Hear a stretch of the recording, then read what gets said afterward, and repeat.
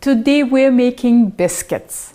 This is Stella Park's recipe from Biscuits.com, and it is one of the best and easiest biscuit recipes I've ever tried. Since it's strawberry season, we'll stuff them with strawberries and whipped cream. But this recipe works not only for sweet, but also for savory applications. So if you want to make biscuits and gravy, you don't have to change anything in this dough.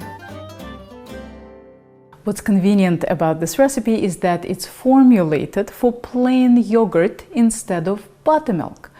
Buttermilk is great, but I don't always have it. But plain yogurt is in my fridge at all times. The kind you want for this recipe is an average American plain yogurt, not the super thick Greek yogurt. Preheat the oven to 400 degrees. Cut up 1 stick of cold unsalted butter into half-inch cubes. Weigh out 255 grams of bleached all-purpose flour. You can certainly use unbleached, but bleached will result in more delicate biscuits. Add 1 tablespoon of granulated sugar, 1 tablespoon of baking powder, half a teaspoon of baking soda, 1.5 teaspoons of Diamond Crystal Kosher salt, which is 3/4 of a teaspoon of table salt, or 4.2 grams of any salt weighed on a high precision scale. Whisk it all up for about 30 seconds. Add the butter and toss it to coat it with flour. If some pieces are stuck together, separate them back into individual cubes. Then move all the butter to one side of the bowl so that you can easily tell which pieces you squished and which ones you didn't. After you go through all the pieces of butter, go through this mixture again to break up the butter to the size of peas. This time I'm not methodically going through every single piece. If some pieces are a bit bigger and some smaller, that's okay. Try to use your fingertips, not your palms, and work quickly so that the butter doesn't warm up. See, this piece is too big, but if we break it in half, it will be just right. Add 255 grams of plain yogurt and mix everything together with a silicone spatula or a large spoon.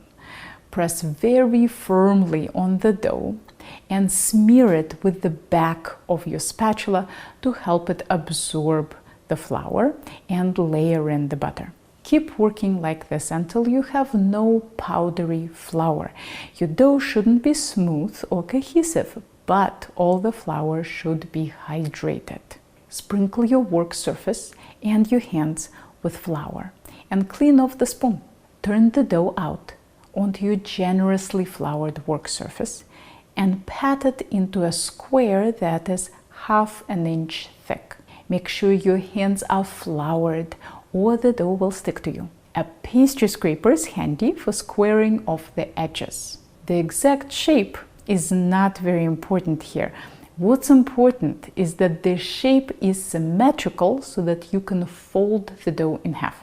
Reflour the work surface and your hands and pat it into half-inch thickness again. This is going to be our second fold.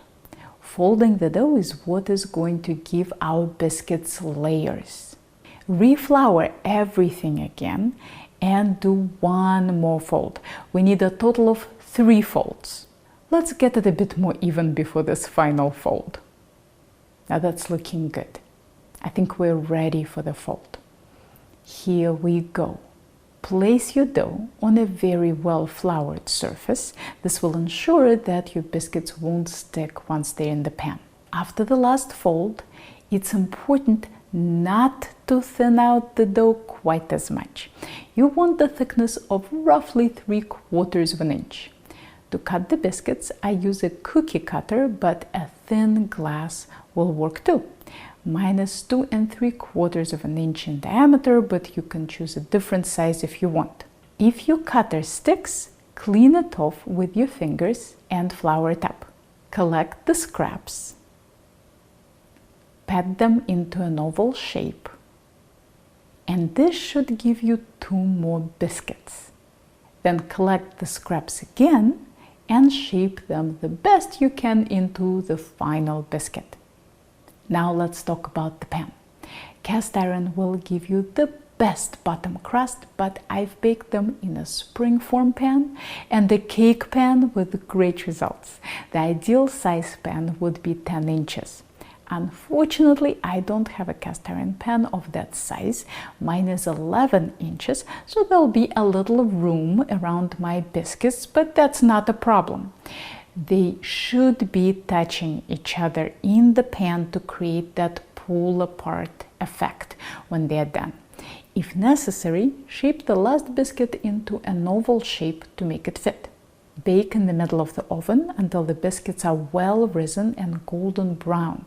This will take about 20 minutes. While they're baking, let's prep our strawberries and whipped cream. Cut up about a pound of strawberries. Splash them with lemon juice and sugar. I can't really give you the amounts. It depends on your strawberries and your taste. Mix them up and let them sit for at least 20 minutes. For the whipped cream, I like to combine heavy cream and creme fraiche. Creme fraiche will give me a slight tang, and it will also help my cream stay stable for many hours. I'll add 1 tablespoon of powdered sugar, but you can use more or less depending on your taste, and a splash of vanilla extract. Whip it starting at moderate speed to prevent splashing. And as soon as it starts to foam, you can crank your speed all the way up. Of course, make sure your cream is cold, otherwise it will have a hard time whipping. Stop as soon as you reach a thick texture so that you don't turn it into butter. Once your cream is whipped, keep it in the fridge until you're ready to serve. Let's see how biscuits are doing. They look great. Give them 10 minutes and they're ready to serve. They taste much better warm than cold, so if you make them ahead, wrap them very tightly in foil and re-warm at 350 degrees for 10 to 12 minutes or until hot. I have even revived day-old biscuits with great results this way. My favorite way to eat them is to break them in half and spread with a little extra butter. But using these biscuits for strawberry shortcakes is not half bad either. This is my kind of dessert. Tons of butter and barely any sugar. My favorite part is the super crispy buttery crust soaked in strawberry juice. Here are more very detailed culinary tutorials for you to check out, and if you are ever in the Boston area, maybe I'll see you in one of my classes.